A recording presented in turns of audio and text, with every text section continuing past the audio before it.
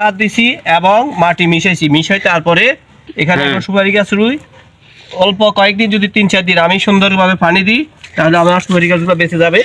ভবিষ্যতে আমি অনেক টাকা উপার্জন করতে পারবো এই সুপারি গাছ থেকে, সুপারি বিক্রি করি। এটা হচ্ছে আমাদের সুপারি গাছ। এই কিভাবে রোপণ করতে হয় আপনারা যারা ভিডিওটি দেখবেন, আজকে আমাদের ভিডিওটি আপনারা ধৈর্য সহকারে দেখবেন কিভাবে সুপারি গাছ রোপণ করা হয়।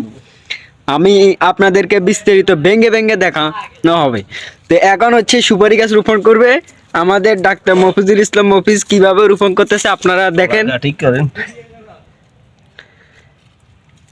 হ্যাঁ, গাছটা কিভাবে রোপণ করতেছে একবার আমি দেখাচ্ছি, টানে দেখাচ্ছি। ভিতরে গোবর দিচ্ছে, কিছু সার দিছে, আপনার গোবর সার এবং এখানে নরম কাদা মাটি দেওয়া হয়েছে, ভিতরে কাদা মাটি দেওয়া হয়েছে। তারপর সুপারি গাছটা একটু উঁচু করে রুইলে তারপরে এটা পানি গোড়ায় ধরবে না, মাটি গোড়া নষ্ট করবে না, সুপারি গাছে ভালো ফলন দিবে